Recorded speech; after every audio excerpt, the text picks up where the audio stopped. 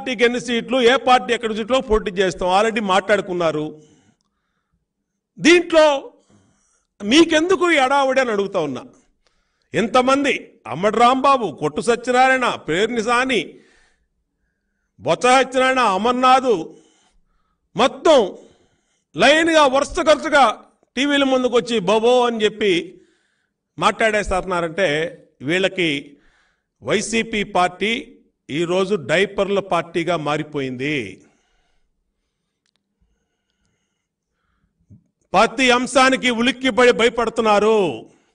Why not 175/175 అన్నటువంటి YCP party అధినేత కానించి కార్యకర్త వరకు జనసేన, తెలుగుదేశం అంటేనే నిద్రలో కూడా కారులో ప్రయాణం చేస్తా కూడా డైపర్లు పెట్టుకొని ప్రయాణం చేసే పరిస్థితి వచ్చింది. ఈ కూటమికి వీళ్ళు గడగడలాడుతూ ఉన్నారు. ఖచ్చితంగా ఇవాళ మాట్లాడినటువంటి వీళ్ళు ఊళ్ళో పెళ్లికి కుక్కలాడావిడిలాగే మాట్లాడుతూ ఉన్నారు. జనసేన తెలుగుదేశం పార్టీ పొత్తు స్వచ్ఛమైనటువంటి పొత్తు, ట్రాన్స్పరెన్సీతో ఉన్నటువంటి పొత్తు. దీంట్లో స్పష్టంగా ఒక అవగాహనతో, పూర్తి అవగాహనతో ఈ రాష్ట్రం మేలు కోసం పెట్టుకున్నటువంటి పొత్తు. ఈ అవగాహనతోనే ముందుకెళ్తామని వైసీపీ పార్టీని తెలియజేస్తాం.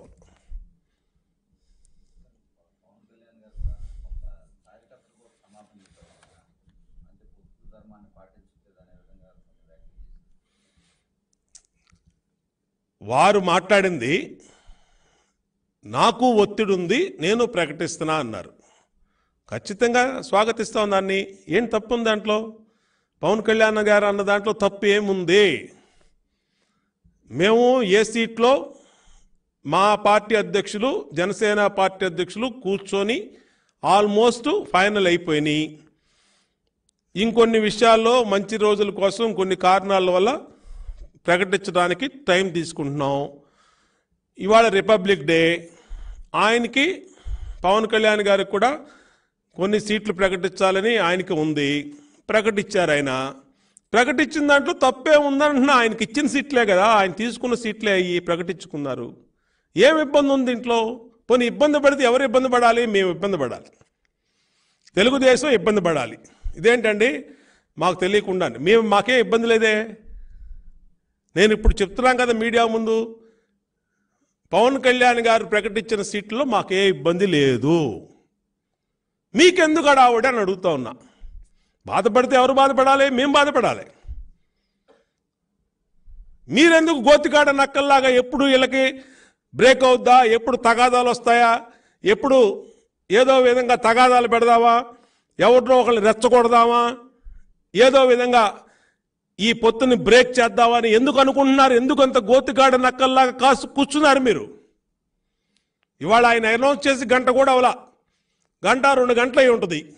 దీంట్లోనే 5గురు మాట్లాడేశారు.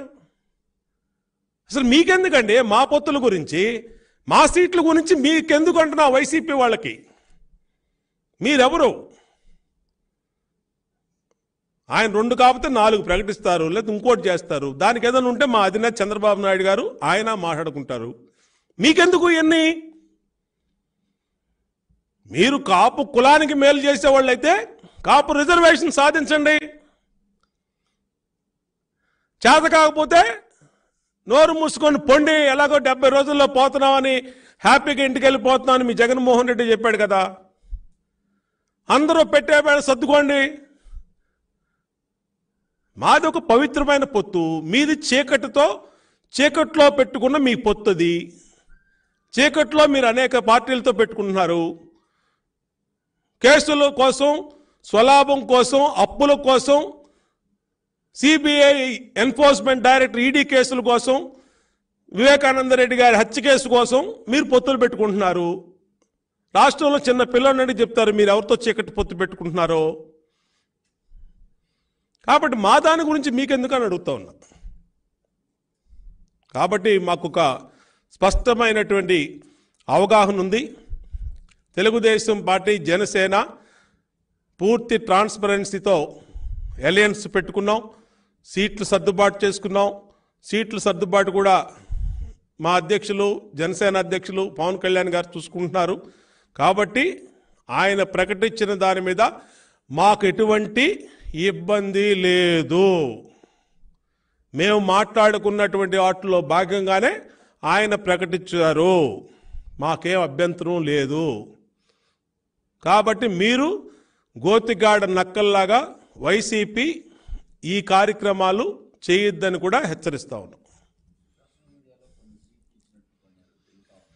సోషల్ మీడియాలో కంప్లీట్గా ఏదైతే ఐపాక్ టీం అని పనిచేస్తూ ఉందో వాళ్ళకి social media team Sajjala Ramakrishna Reddy కొడుకు దానికి ఇన్ఛార్జిగా ఉన్నాడో చాలా దుర్మార్గంగా మొన్న మేము ఒక 108 సీట్లకి అంటే మా పార్టీ ఎన్ని సీట్లలో పోటీ చేయాలో కూడా వైసీపీ తాడేపల్లిలో డిసైడ్ చేస్తుంది, వాళ్ళ సోషల్ మీడియా డిసైడ్ చేస్తుంది. ఫేక్ లెటర్ అచ్చెన్నాయుడు గారి సంతకం మీద ఇచ్చారు, దాన్ని మేము ఫేక్ అని చెప్పి ప్రకటించాం. నిన్న కాంగ్రెస్ పార్టీతో తెలుగుదేశం పొత్తు పెట్టుకుంటుంది అని చెప్పి నిన్న ఒకటి వదిలారు, మొన్న మా నాయకుల మీద వదిలారు. అంటే కులాల మధ్య చిచ్చు పెడుతున్నాడు జగన్మోహన్ రెడ్డి. సోషల్ మీడియా పార్టీల మధ్య చిచ్చు, వ్యక్తుల మధ్య చిచ్చు, ఏదో ఒక విధంగా అధికారంలోకి రావటమే లక్ష్యంగా వాళ్ళు పనిచేస్తున్నారు. మాకేమి ప్రజలు కూడా గమనించాలి, ఇలాంటి తప్పుడు వార్తల్ని నమ్మొద్దని పవన్ కళ్యాణ్ గారు కూడా స్పష్టంగా ప్రకటించారు గతంలో. మేము కూడా తెలుగుదేశం పార్టీ నుంచి ప్రకటిస్తున్నాం, ఎవరూ కూడా ఫేక్ న్యూస్ల్ని, ఫేక్ లెటర్ని, ఫేక్ పార్టీ వైసీపీ ఇచ్చినటువంటి వాటిల్లో ఆ ఉచ్చులో పడద్దు, ఎవరూ రెస్పాండ్ కావద్దు.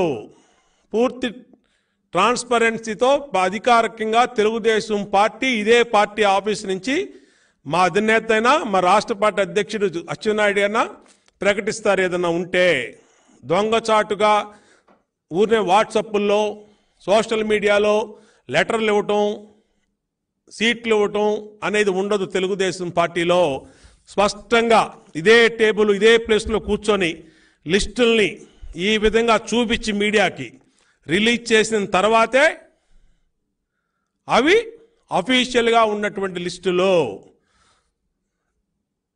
సోషల్ మీడియాలో వచ్చే లిస్టులను నమ్మవద్దు.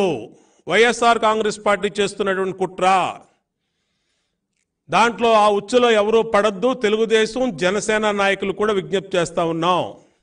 ఖచ్చితంగా వైసీపీ ఏదో విధంగా ఈ పొత్తు విడిపోవాలి, ఇక్కడ ఎక్కడ బ్రేక్ వస్తుందని చెప్పి గోతిగాడ నక్కల్లాగా వెయిట్ చేస్తున్నారు. ఇంకేమైనా ఉన్నాయండి?